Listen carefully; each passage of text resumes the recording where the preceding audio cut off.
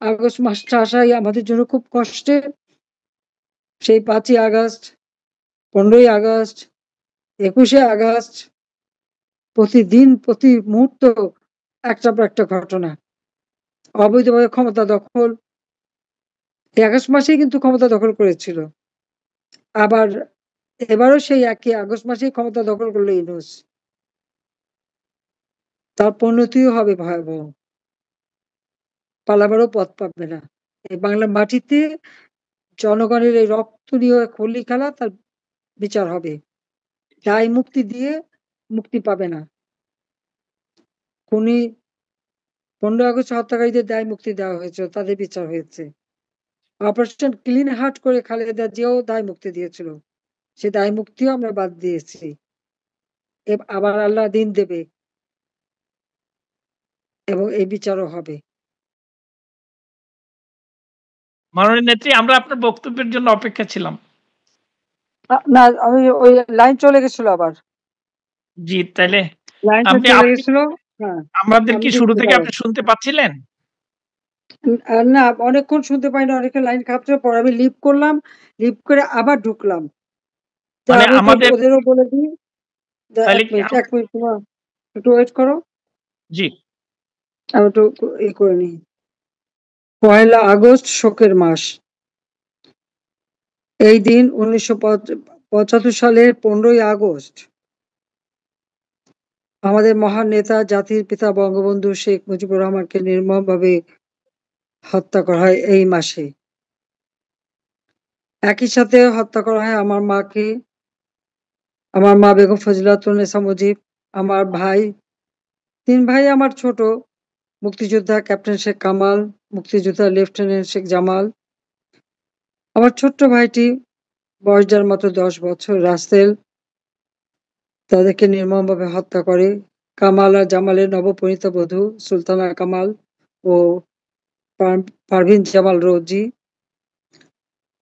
যাদের সদ্য বিবাহিতা মেহেদীর রং তখনো হাত থেকে মোছেনি। ঘাতকের নির্মম বুলেটে তাদের মেহেদীর রং মনে হয় যেন আরো ঢেকে যায়। আমার একমাত্র চাচা শেখ আবু নাসের মুক্তিযোদ্ধা, তাকেও নির্মমভাবে হত্যা করে। রাষ্ট্রপতির military secretary brigadier Jamil Uddin এবং পুলিশ অফিসার সিদ্দিকুর রহমানকে হত্যা করে। একই দিনে আমার মেজফুর বাড়িতে আক্রমণ করে শেখ ফজল মনি, মুক্তিযোদ্ধা, এবং তার অন্তঃসত্ত্বা স্ত্রী আরজুমনিকে হত্যা করে। আমার সেজুপুর বাড়িতে আক্রমণ করে আমার সেজুপুপা কৃষিমন্ত্রী আব্দুর রাব সানেবাত, মুক্তিযোদ্ধা, সংগঠক, এবং তার ১০ বছরের ছেলে আরিফ, ১৩ বছর মেয়ে বেবি, আবুল হাসান আবদুল্লাহর ছেলে ৪ বছরের সুকান্ত বাবু, এবং মুক্তিযোদ্ধা, সাংবাদিক শহীদ সানিয়াবাদ এবং রেন্টু সাংস্কৃতিক কর্মী, তাদেরকে নির্মমভাবে হত্যা করে। আমি সকলের আত্মার মাগফিরাত কামনা করি। ওই দিনটায় আমরা ছিলাম না, আমি আর রেহানা বিদেশে ছিলাম, আমরা বেঁচে গিয়েছিলাম। কিন্তু আমাদের ওই বাচ্চাটা ছিল মৃত্যু থেকেও কঠিন। বিদেশের মাটিতে বাবা মা ভাই সব হারিয়ে একটা অসহায় অবস্থা আমরা পড়েছিলাম। ভারতের প্রধানমন্ত্রী ইন্দিরা গান্ধী আমাদের সঙ্গে সঙ্গে খবর নেন, যুগোস্লাভিয়ার প্রেসিডেন্ট মার্শাল টিটো খবর নেন। আমরা ভারতে চলে আসি। এখানেই আমরা আশ্রয় নিই। ৬টা বছর বিদেশে থাকতে হয়। আমি জানি না আমার বাবার কি দোষ ছিল। সেই ১৯৪৮ সালে তিনি যখন ঢাকা বিশ্ববিদ্যালয়ের আইন বিভাগের ছাত্র, তখন মাতৃভাষা বাংলা ভাষা, পাকিস্তানিরা আমাদের মাতৃভাষা কেড়ে নিতে চেয়েছিল, উর্দু ভাষা চাপিয়ে দিতে চেয়েছিল। তারই বিরুদ্ধে তিনি সংগ্রাম শুরু করেন, ছাত্রলীগ প্রতিষ্ঠা করেন ১৯৪৯, এবং সেটা করতে যেয়ে জেলেও যান। পাকিস্তান আন্দোলনও তিনি করেছিলেন। আর এরপরে পাকিস্তান আমলে যখন আমাদের বাঙালিদের উপরে শোষণ বঞ্চনা শুরু হলো, তারই প্রতিবাদ তিনি করেছিলেন। ওই 48 সাল থেকে 49 সালের মধ্যে 3 বার তাকে কারাবরণ করতে হয়। 1949 সালে বাংলাদেশ আওয়ামী লীগ প্রতিষ্ঠা লাভ করে। বঙ্গবন্ধু শেখ মুজিব 1 নম্বর যুগ্ম সাধারণ সম্পাদক জেলখানায় বসেই। এই আওয়ামী লীগকে সুসংগঠিত করে বাংলাদেশের জনগণের অধিকার প্রতিষ্ঠার জন্য তিনি সংগ্রাম করে যান, জেল জুলুম অত্যাচার সহ্য করেন। আমরা সন্তান হিসেবে বাবার স্নেহ বঞ্চিত ছিলাম। আমাদের সাথে তো দেখা হতো কারাগারে। মনে হয় 2 বছর একটানা আমরা আমার বাবাকে কাছে পাইনি। বাংলার মানুষকে তিনি অধিক ভালোবাসতেন। বাংলার মানুষের জন্য তিনি জীবনটা উৎসর্গ করেছিলেন এবং তারই নেতৃত্বে আমরা স্বাধীনতা অর্জন করি। তিনি ধীরে ধীরে বাঙালি জাতিকে স্বাধীনতার চেতনায় উদ্বুদ্ধ করেন। ঐতিহাসিক 7ই মার্চের ভাষণ, যার যা কিছু আছে তাই নিয়ে শত্রু মোকাবেলা করতে হবে। বাঙালি জাতি কিন্তু সেটাই করেছিলেন। অসহযোগ আন্দোলনের ডাক দেন। 25শে মার্চ পাকিস্তান হানাদার বাহিনী যখন নিরস্ত্র বাঙালির উপর ঝাঁপিয়ে পড়ে, তিনি 26শে মার্চ প্রথম প্রহরে স্বাধীনতার ঘোষণা দিয়ে যুদ্ধ চালিয়ে যাবার নির্দেশ দেন। সাথে সাথে পাকিস্তানি হানাদার বাহিনীর হাতে গ্রেপ্তার হন। এরপরেই আমার মা, আমি, রেহানা, রাসেল আমরা সবাই গ্রেপ্তার হই। ধানমন্ডি 9 নম্বর, সেই সময় 18 নম্বর রোড ছিল, এখন 9-এ 26 নম্বর বাড়ি, একতলা একটা বাড়ি ছিল। সেই বাড়িতে আমাদের গ্রেপ্তার করে রাখে। আমাদের ধানমন্ডি 32 নম্বর বাড়িতে লুটপাট হয়। কি চেয়েছিলেন বঙ্গবন্ধু শেখ মুজিবুর রহমান? বাঙালি জাতির মুক্তি। শিক্ষায়, দীক্ষায় সব দিক থেকে বাঙালি জাতি উন্নত হবে। স্বাধীনতার পরটা তিনি দিয়েছিলেন সংবিধান। একটা স্বল্পোন্নত দেশ হিসেবে বাংলাদেশকে গড়ে তোলেন। বাংলাদেশের মানুষের অর্থনৈতিক মুক্তি অর্জনের জন্য জাতীয় ঐক্যের ডাক দেন, দ্বিতীয় বিপ্লবের কর্মসূচি দেন এবং এর ফলে বাংলাদেশের মানুষের জীবন মান উন্নত হতে শুরু করে। প্রবৃদ্ধি 9% উন্নীত হয়, যা আজ পর্যন্ত কেউ করতে পারেনি। যখনই এদেশের মানুষের জীবনের শান্তি নিরাপত্তা চলে আসে, সে যুদ্ধের ভয়াবহতা কাটিয়ে ওঠে। পাকিস্তানি হানাদার বাহিনী কর্তৃক আল বদর, রাজাকার, আল শামস বাহিনী গড়ে তোলা হয়। সেই গোলাম আজম, মতিউর রহমান নিজামী, আব্দুল আলিম, আব্দুল মান্নান, আব্দুল সোবান সব অনেকেই, কাদের মোল্লা, মানে কত নাম বলবো আমি। আমাদের হচ্ছে ফরিদপুরের প্রত্যেকে এইসব বাহিনীর সাথে জড়িত ছিল। তখন তারা যুবক ছিল। গণহত্যা চালানো, বুদ্ধিজীবীদের হত্যা করা, একই সাথে আমাদের নারীদের তুলে নিয়ে পাকিস্তানি হানাদার বাহিনীর হাতে তুলে দেওয়া হয়। দিনের পর দিন এদের এই নারীদের উপর পাশবিক অত্যাচার চলে। তারা গণহত্যা শুরু করে। জাতির পিতা বঙ্গবন্ধু শেখ মুজিবের বিরুদ্ধে মিথ্যা মামলা দেওয়া হয় পাকিস্তানে কারাগারে নিয়ে। অকথ্য অত্যাচার নির্যাতন করেছিল। জাতির পিতার নির্দেশে মুক্তিযুদ্ধে আমরা বিজয় অর্জন করি। বিজয়ের পর আন্তর্জাতিক চাপে পাকিস্তানি শাসক ইয়াহিয়ার পতন ঘটে। তারপরে তিনি মুক্তি পান, ফিরে আসেন বাংলাদেশের মানুষের কাছে। 10ই জানুয়ারি 72 সালে তিনি বাংলা মাটিতে ফিরে এসে বাংলাদেশ কিভাবে চলবে, সকলের সাথে বন্ধুত্ব, কারোর সাথে বৈরিতা নয়, বাংলাদেশের মানুষের অন্ন, বস্ত্র, বাসস্থান, চিকিৎসা, শিক্ষার ব্যবস্থা করে উন্নত একটি বাংলাদেশ গড়ে তুলবেন এবং বাংলাদেশ মহান মুক্তিযুদ্ধে যারা আমাদের সহায়তা করেছে প্রত্যেকের প্রতি কৃতজ্ঞতা জানান। সকল শহীদের প্রতি তিনি তার শ্রদ্ধা জ্ঞাপন করেন। নির্যাতিত মা বোনদের চিকিৎসার ব্যবস্থা করেন, আহত মুক্তিযোদ্ধাদের চিকিৎসার ব্যবস্থা করেন, প্রতিটি শহীদ পরিবারকে আর্থিক সহায়তা করেন। প্রায় 3 কোটি মানুষ গৃহহারা। প্রত্যেকটা মানুষের ঘর বাড়ি তৈরি করা থেকে শুরু করে স্কুল, কলেজ, মসজিদ, মাদ্রাসা, মন্দির, পেগোডা, গির্জা যা কিছু ধ্বংস ছিল একে একে সব মেরামত করে দিয়ে রাস্তাঘাট, পুল, ব্রিজ, রেল ব্রিজ সবকিছু মেরামত করেন।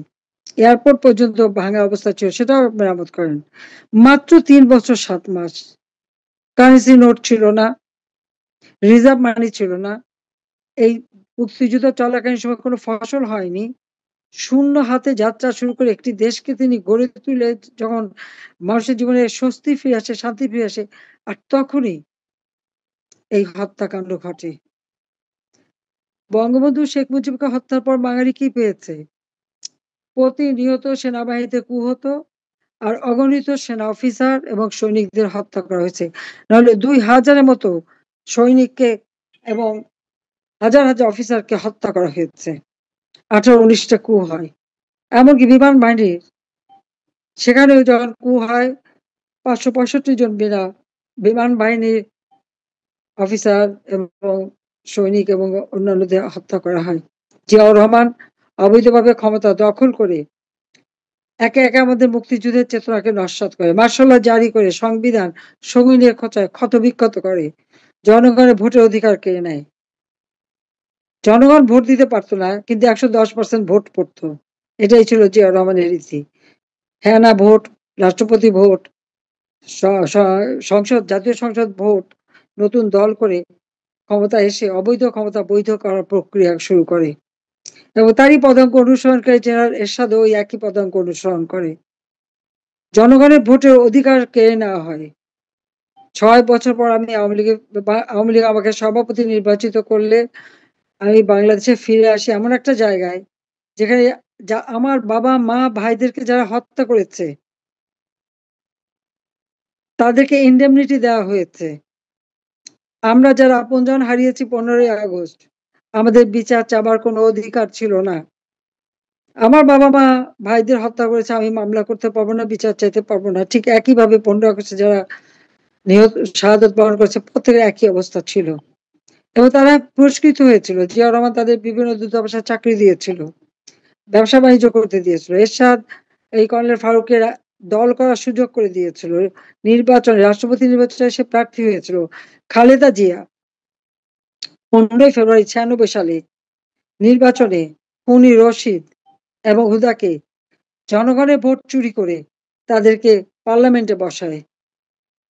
কর্নেল রশিদ তাকে তো লিডার অব দ্য অপোজিশনের সিটে বসিয়েছিল খালেদা জিয়া। যদিও ওই পার্লামেন্ট টেকে নাই। ১৫ই ফেব্রুয়ারি খালেদা জিয়া ভোট চুরি করে ক্ষমতা আসে। জনগণের ভোট চুরি করায় জনগণ যে আন্দোলন করেছিল, আন্দোলনের মুখে ৩০শে মার্চ খালেদা জিয়া পদত্যাগে বাধ্য হয়। তারপর নির্বাচন হয় জুন মাসে ১২ তারিখে। সেই নির্বাচনে আওয়ামী লীগ জয়লাভ করে সরকার গঠন করে। আওয়ামী লীগের একমাত্র সরকার, নির্বাচিত সরকার ৫ বছর সময় আমরা অতিক্রম করে শান্তিপূর্ণভাবে ক্ষমতা হস্তান্তর করি। বাংলাদেশের ইতিহাসে শান্তিপূর্ণভাবে ক্ষমতা হস্তান্তরের আর কোনো ইতিহাস নাই। একমাত্র আওয়ামী লীগ যখন ক্ষমতায় ছিল তখনই তখনই ক্ষমতা হস্তান্তর শান্তিপূর্ণভাবে হয়েছে ২০০১ এ। কিন্তু ১লা অক্টোবরের নির্বাচনের সময় থেকে যে অত্যাচার নির্যাতন এই বিএনপি জামাত জোট ক্ষমতায় এসে আমাদের উপরে চালাতে থাকে, সেটা মানে ভাষায় বর্ণনা করা যায় না। ঠিক আজকে যেমন এখন ওই বিএনপি, জামাত এবং ওই খুনি, ফ্যাসিস্ট, সুদখোর ইউনূস ক্ষমতা অবৈধভাবে দখল করেছে। অবৈধভাবে ক্ষমতায় বসে ঠিক যেভাবে আমাদের নেতা, কর্মী, মুক্তিযোদ্ধা তাদের উপর আক্রমণ করছে, এই কাজই একই রকম প্রায় ওই ২০০১ সাল থেকে ৬ সাল পর্যন্ত বিএনপি জামাতের দুঃশাসন, তাদের দুর্নীতি, জঙ্গির উত্থান, গ্রেনেড হামলা, অস্ত্র চোরা কারবারি, সেই ১০ ট্রাক অস্ত্র মামলা, নানা ধরনের অপকর্ম করে বাংলাদেশটাকে যেন একটা জঙ্গি রাষ্ট্র এবং অরাজকতায় নিয়ে আসে। এমার্জেন্সি ডিক্লেয়ার হয়। সবার আগে আমাকেই গ্রেপ্তার করে এবং অজস্র মামলা আমার বিরুদ্ধে। খালেদা জিয়াও আমার বিরুদ্ধে প্রায় ১ ডজনের উপরে মামলা দিয়েছিল। যে কটা ভালো কাজ জনগণের জন্য করেছি, সেনাবাহিনীর জন্য যে সমস্ত অস্ত্র কিনেছি, বিমান বাহিনীর জন্য মিগ-29 কিনেছি, নৌবাহিনীর জন্য ফ্রিগেট কিনেছি, প্রত্যেকটা ক্ষেত্রেই ২ টা ৪ টা করে মামলা। এমনকি যে প্ল্যানেটোরিয়াম করেছিলাম তার জন্যও মামলা। মানে যা কাজ জনগণের জন্য করেছি সবকিছুর জন্য মামলা। তো ওই মামলায় তদন্ত করে কিছুই তারা পায়নি। কিন্তু তত্ত্বাবধায়ক সরকার এসে আরো মামলা দিল। কা একের পর এই নির্যাতন আমাদেরকে আমি বিরোধী দলে ছিলাম। তারপরেও আমার বিরুদ্ধে এই ধরনের হয়রানি। ওই অবস্থা থেকেও বাংলাদেশের মানুষ আন্দোলন করে, ছাত্র শিক্ষক আন্দোলন করে। 2008 নির্বাচন দিতে বাধ্য হয়। সেই নির্বাচনে এই আওয়ামী লীগ জাতির পিতা বঙ্গবন্ধু শেখ মুজিবের হাতে গড়া। 2008 নির্বাচনে আমরা 59 সিটে নির্বাচন করি, 41টা সিট আমাদের শরিক দলকে দিয়ে দিই। আমরা বেশি দিয়েছিলাম কিন্তু তাদের প্রার্থী ছিল না, সেগুলি ডিসকোয়ালিফাইড হয়ে যায়। এই 259 সিটে নির্বাচনে অংশগ্রহণ করে নৌকা মার্কা 48% ভোট পেয়েছিল। যদি ওই 41টাও যদি নৌকা মার্কা থাকতো তো আমাদের ভোটের পার্সেন্ট আরো বাড়তো। আর বিএনপি জামাত 20 দলীয় জোট পেয়েছিল মাত্র 32% ভোট। সিট পেয়েছিল 29টা, উপনির্বাচনে একটা। আর আমরা সিট পেয়েছিলাম 230টা, উপনির্বাচনে 3টা। যে আস্থা বিশ্বাস বাংলাদেশের মানুষ আওয়ামী লীগের উপর রেখেছিল, আমরা তার মর্যাদা দিয়েছি। 2008 নির্বাচনী ইশতেহারে আমরা দিন বদলের সনদ ঘোষণা করেছিলাম। বাংলাদেশকে আরো উন্নত করব সেই প্রতিজ্ঞা নিয়েছিলাম। সেই মোতাবেক আশু করণীয়, মধ্যমেয়াদী, দীর্ঘমেয়াদী এবং প্রেক্ষিত পরিকল্পনা করে পঞ্চবার্ষিকী পরিকল্পনার মাধ্যমে আমরা দায়িত্ব বিমোচন করেছি। বিদ্যুৎ উৎপাদন, প্রত্যেক ঘরে ঘরে মানুষের ঘরে বিদ্যুৎ পৌঁছে দিয়েছি। আমাদের সাক্ষরতার হার 78.8 ভাগে উন্নীত করেছি। মানুষের আয়ুষ্কাল 59 বছর থেকে আমরা 73 বছর উন্নীত করেছি। বাংলাদেশের রাস্তা ঘাট, পুল, ব্রিজ, অবকাঠামোগত উন্নয়ন, হাসপাতাল, চিকিৎসা সেবা, মেডিকেল বিশ্ববিদ্যালয় থেকে শুরু করে প্রতিটি ক্ষেত্রে বাংলাদেশ উন্নত হয়েছে। শুধু আমাদের জন্য, এমনকি মাদ্রাসা শিক্ষার উন্নতি করা, দাওরায়ে হাদিসকে মাস্টার ডিগ্রির সম পরিমাণ মর্যাদা দেওয়া, ইসলামিক আরবি বিশ্ববিদ্যালয় তাদের সার্টিফিকেট পাওয়ার জন্য ব্যবস্থা করে দেওয়া, তাদের কারিগরি শিক্ষা, প্রযুক্তি শিক্ষার ব্যবস্থা, ডিজিটাল বাংলাদেশ গড়ে তোলা, স্যাটেলাইট বঙ্গবন্ধু 1 উৎক্ষেপণ করা। বাংলাদেশের উন্নয়নের ফলে বাংলাদেশ দক্ষিণ এশিয়ায় অর্থনৈতিকভাবে 2য় স্থানে শক্তিশালী অর্থনীতি দেশ হিসেবে মর্যাদা পায়। এশিয়াতে 9ম স্থান, সারা বিশ্বে 35তম স্থান। কোভিডের ঠিক আগে আমাদের 30তম ছিল, আমরা আরো অর্জন করতে পেরেছিলাম, কিন্তু কোভিড এবং স্যাংশনের কারণে 35তম স্থান আমরা অধিকার করি। যখনই বাংলাদেশ এই উন্নয়নের পথে এগিয়ে যায়, তখনই কিন্তু এই আগস্ট মাস 2024 সাল আবার আমাদের উপরে নেমে আসে নির্যাতন। আওয়ামী লীগ দেশের উন্নতি করে যাচ্ছে, আওয়ামী লীগ মানুষের কল্যাণ করে যাচ্ছে, আওয়ামী লীগ মানুষের মঙ্গল করে যাচ্ছে, এটা যদি তাদের পছন্দই না, এটাই হচ্ছে আমাদের দুর্ভাগ্য। আজকে বাংলাদেশের অবস্থাটা কি? আমরা যে বাংলাদেশকে রেখে এসেছিলাম, যার দারিদ্রের হার 41 ভাগ থেকে আমরা কমিয়ে 18 ভাগে নামিয়েছিলাম, হত দরিদ্রের হার 25 ভাগ থেকে 5 ভাগে নামিয়ে নিয়েছিলাম, কিন্তু সেই বাংলাদেশ আর নেই। এখন আবার দারিদ্রের হার বেড়েছে, আবার বাংলাদেশের মানুষের ভাগ্য নিয়ে ছিনিমিনি খেলা হচ্ছে।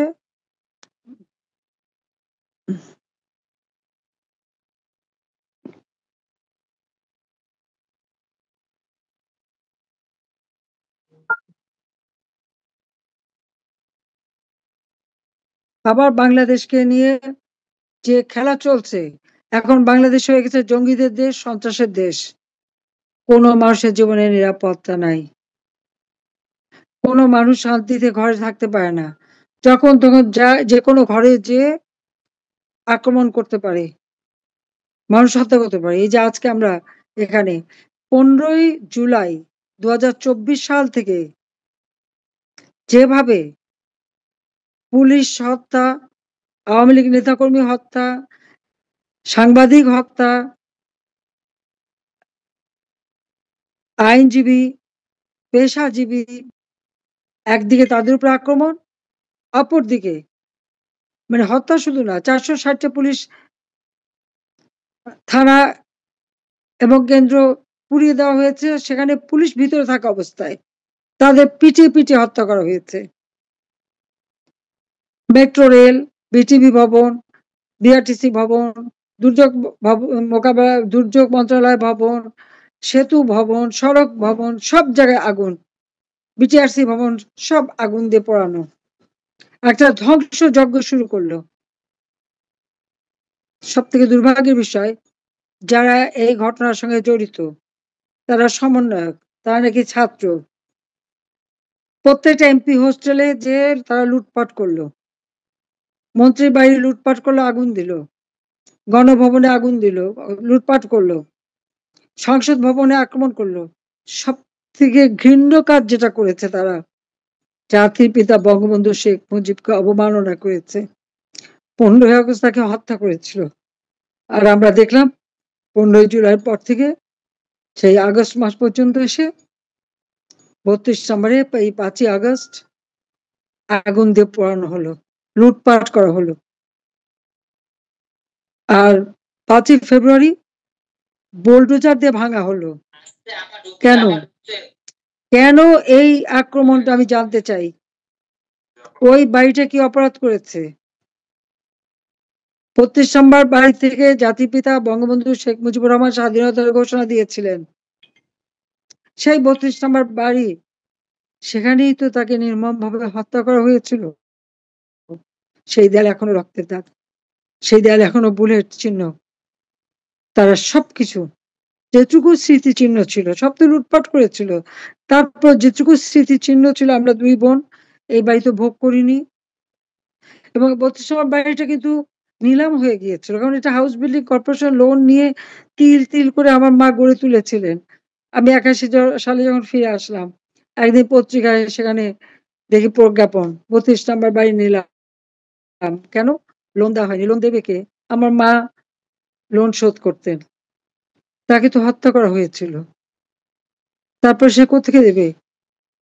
আমি হাউস বিল্ডিং এর সাথে যোগাযোগ করলাম, তবে তারা অত্যন্ত ভদ্রতার সাথে সমস্ত, সামান্য লোন ছিল, খুব বেশি না, বোধহয় 10-12 হাজার টাকা না 18 হাজার টাকা ছিল, তা সেটা আর নিল না। তার দলিলটা আমাকে দিয়ে দিল। আমি আর রেহানা ওই বাড়িটা বঙ্গবন্ধু মেমোরিয়াল ট্রাস্ট করে জনগণের সম্পদ জনগণকে দান করে দিয়েছিলাম। আমরা যখন বাড়িটা তুলে দিই, আমাদের কিন্তু ঢাকায় কিছু ছিল না, কোনো বাড়িঘর কিছু ছিল না, কোথায় থাকবো কোনো ঠিকানা নাই। তারপরে আমরা ওই বাড়িটাই দান করে দিই। তখন কেবলই মনে হতো, আমার বাবা তো সারা জীবন এদেশের মানুষের জন্যই জীবন দিয়ে গেছেন, সারা জীবন এদেশের মানুষের কথাই ভেবেছেন। সারাটা জীবন তিনি এদেশের মানুষকে কিভাবে উন্নত জীবন দিবেন সেই কথা চিন্তা করেছেন। তাহলে আমরা এই সম্পদ তো আমাদের না, এটা তো জনগণের সম্পদ। তো তিনি বলছেন যে এদেশের মানুষকে তিনি গভীরভাবে ভালোবাসেন, তাই আমরা জনগণকে দিয়ে দিয়েছিলাম। ওটা একটা স্মৃতি জাদুঘর। বিশ্বের বড় বড় অনেক নেতা, অনেক মানে জ্ঞানী গুণী বিজ্ঞানী লোক, আমার লোক ওখানে এসেছে, ওই বাড়িটা দেখেছে, ভিজিট করেছে, ভিজিটের বুকে লিখেছে। এত সাদাসিধা একটা জীবনযাপন একটা দেশের রাষ্ট্রপতি, পৃথিবীর কোন দেশে আছে এই দৃষ্টান্ত? আমার মা তো কখনো ওই প্রধানমন্ত্রীর বাসভবনে যেও থাকেননি। তার ওই ছোট্ট কুড়িঘর ওইটাতেই উনি ছিলেন। ওই ছোট্ট বাড়িটাতেই ছিলেন। এখন তো দেখি ক্ষমতা যাওয়ার সাথে সাথে একেকজনের বাড়ি, গাড়ি, শান, শওকত, টাকা পয়সা অস্থির হয়ে পড়ে। কই? আমার মা, আমরা, আমাদের পরিবার, আমার বাবা তা তো করেননি। ওই বাড়িতেই ছিলেন। তার একটা দৃঢ় বিশ্বাস ছিল, এই বাঙালি কখনো তাকে মারতে পারে না। অনেকে তাকে সতর্ক করেছেন। অনেক রাষ্ট্রপ্রধান, সরকার প্রধানও সতর্ক করেছেন। কিন্তু তিনি কিছুতেই বিশ্বাস করতে পারতেন না যে এই বাঙালি তাকে মারতে পারে। আর সেই বাঙালি সেনাবাহিনীর কিছু বিপদগামী, তারাই কিন্তু তাকে নির্মমভাবে হত্যা করল। যারা আমাদের চিরচেনা, প্রতিনিয়ত আমাদের বাড়িতে আসতো। আমাদের বাড়ি বা আমার সেজুপুকুর বাড়ি বা এখানে যারাই আসা যাওয়া করছে, এদের মধ্যে থেকেই তো হত্যাকাণ্ডটা ঘটানো হলো। মোস্তাক বেইমানি করলো, সাথে জিয়াউর রহমান তার দোসর।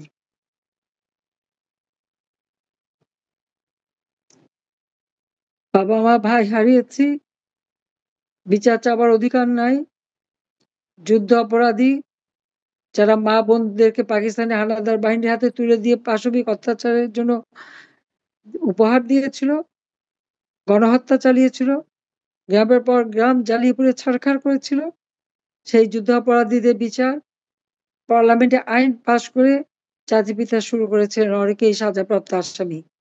গোলাম আজম থেকে শুরু করে অনেকেই আবার পাকিস্তানি পাসপোর্ট নিয়ে পাকিস্তানেই চলে গিয়েছিল। বাংলাদেশে তারা বিশ্বাস করতো না। সেই যারা পাকিস্তানে বিশ্বাস করতো, বাংলাদেশকে স্বাধীন বাংলাদেশ চাইতো না, জিয়া রহমান তাদেরকেই ফিরিয়ে নিয়ে আসে। তাদের মন্ত্রী, প্রধানমন্ত্রী, উপদেষ্টা, মন্ত্রীর মর্যাদা দেয়। আর খুনিদেরকে তো চাকরি দেয়। বাংলাদেশের মুক্তিযুদ্ধের চেতনা, স্বাধীনতার সব চেতনা একে একে মুছে ফেলার চেষ্টা করে। আমার প্রশ্ন যে জাতিপিতাকে হত্যা করে কি পেয়েছে দেশের মানুষ? একমাত্র আওয়ামী লীগ সরকারে আসলেই তো জাতির পিতার আদর্শ নিয়ে যখন আমরা দেশ পরিচালনা করি, তখনই তো মানুষের মুক্তি আসে, জীবন মান উন্নত হয়। আমি তো সেটা প্রমাণ করেছি। প্রথম 5 বছর, তারপরে 2008 সালে নির্বাচনে জয়ী হয়ে এই 2024 সালের আগস্ট মাস পর্যন্ত এই বাংলাদেশ বিশ্বের কাছে উন্নয়নের রোল মডেল। বাংলাদেশ ছিল উন্নয়নের বিস্ময়। যেকোনো প্রবাসী বিদেশে গেলে সম্মান পেত। বাংলাদেশ শুনলে সকলে একটা সম্মান করত। আর সেই বাংলাদেশে একটি মানুষের ক্ষমতার লোভের আগুন জ্বলে যা একেবারে ছারখার। ক্ষমতার লোভের আগুন দিয়ে এই দেশটাকে ধ্বংস করে দিয়েছে। কেন? বাংলাদেশটাকে বিক্রি করবে। বিক্রি করেছে। কোথায় সেন্ট মার্টিন দ্বীপে এখন আর আমাদের অধিকার নাই। যে সমুদ্র সীমা আইন জাতির পিতা করেছিলেন, জিয়াউর রহমান, এরশাদ, খালেদা জিয়া, কেউ কোনোদিন সমুদ্র সীমায় আমাদের যে অধিকার আছে সে কথা বলতেই সাহস পায়নি। আমি এসে এই সমুদ্র সীমায় আমাদের অধিকার প্রতিষ্ঠা করি। আমাদের স্থল সীমানা চুক্তি ভারতের সাথে, মুজিব ইন্দিরা চুক্তি, সেটা বাস্তবায়ন করে এই স্থল সীমানা চুক্তি এবং ছিটমহল বিনিময় করেছি শান্তিপূর্ণভাবে। পার্বত্য চট্টগ্রামে সেই ৭৬ সাল থেকে সেখানে অশান্ত পরিবেশ, ইনসার্জেন্সি অ্যাক্টিভিটিস, ৬৪,০০০ লোক ভারতে রিফিউজি হিসাবে আশ্রয় নিয়েছিল। আওয়ামী লীগ ক্ষমতা আসার পর আমি উদ্যোগ নিয়ে পার্বত্য চট্টগ্রাম শান্তি চুক্তি করি। সকল রিফিউজিদেরকে বাংলাদেশে ফিরিয়ে নিয়ে আসে তাদের পুনর্বাসনের ব্যবস্থা করি। পার্বত্য চট্টগ্রামে ব্যাপক উন্নয়নের কাজ আমরা করেছি। একই দিনে ৪৫টা ব্রিজ আমরা উদ্বোধন করেছি, রাস্তাঘাট করেছি, অর্থনৈতিক কর্মকাণ্ড বাড়িয়েছি, শিক্ষার ব্যবস্থা করেছি। সারা বাংলাদেশেই যেগুলি প্রত্যন্ত অঞ্চল সব জায়গায় আমরা সেইভাবে উন্নয়ন করেছি। অপরাধটা কি করলাম? সেটাই তো আমি জানি না। হত্যাকাণ্ড ঘটালো ১৫ই জুলাই থেকে ২০২৪ সালের এই সমন্বয়ক এবং যেটা ছিল আদতে ডক্টর মোহাম্মদ ইউনূসের মেটিকুলাস ডিজাইনের অংশ, মাস্টার মাইন্ড দিয়ে এই আন্দোলন গড়ে তুলে ছাত্রছাত্রীদের বিভ্রান্ত করে মিথ্যা অপপ্রচার আমাদের বিরুদ্ধে চালিয়ে মানুষের ভিতরে সন্দেহ ঢুকিয়ে দিয়ে এই আন্দোলন সে করেছে, যেটা ডক্টর ইউনূস নিজে স্বীকার করেছে। নিজেই বলেছে যে এখানে কোনো নেতাও ছিল না, কিছু ছিল না। এটা ছিল তার মেটিকুলাস ডিজাইনের অংশ। কিন্তু মামলাগুলি হয়েছে কার বিরুদ্ধে? আমাদের বিরুদ্ধে, আওয়ামী লীগের বিরুদ্ধে। সমন্বয়করা যেখানে স্বীকার করে তারা হত্যাকাণ্ড ঘটিয়েছে, কিন্তু সেই মামলা সবই আওয়ামী লীগের নেতাকর্মী। আজকে আওয়ামী লীগের কর্মকাণ্ড নিষিদ্ধ করে। আওয়ামী লীগের অপরাধটা কি? গরিবের পেটে ভাত দিয়েছে, দারিদ্র বিমোচন করে দিয়েছে, গরিবের ঘরে এখন খাবার আছে, কুঁড়ে ঘর নাই, নিজের পক্ষে টিনের ঘর, কাঁচা পাকা ঘর, গরিব মানুষকে হাত পেতে হতে চায় না। ৫ কোটি মানুষ দরিদ্র সীমা থেকে উপরে উঠায় নিয়ে আসছিলাম আমি। ৫ কোটি মানুষ দরিদ্র সীমা থেকে উপরে উঠে এসেছে। তাদের ক্ষুদ্র ঋণের ব্যবসায় ভাটা পড়েছিল। গরিবদের অল্প টাকা দেবে, মোটা অঙ্কের সুদ খাবে। তারা মাথার ঘাম পায়ে ফেলে যা উপার্জন করবে সবই ইউনূসের পকেটে যাবে। সেটা বোধহয় কমে গেছিল। সেইজন্য আবার এদেশের মানুষকে দারিদ্র্যের নিচে নামিয়ে এনেছে, অতি দারিদ্র্যের নিচে নামিয়ে এনেছে। 18% আমরা 18% যেখানে দারিদ্র্যের হার আজকে তা প্রায় ২০-২৫% উঠে গেছে। অতি দারিদ্র্য যেখানে 5% তা এখন ১০-১২% এ উঠে গেছে। অর্থাৎ তার উন্নয়নটা হচ্ছে দারিদ্র্য বৃদ্ধি করা, হত্যা ষড়যন্ত্র অব্যাহত রাখা, মায়ের কোল খালি করা, সন্তানকে পিতৃহারা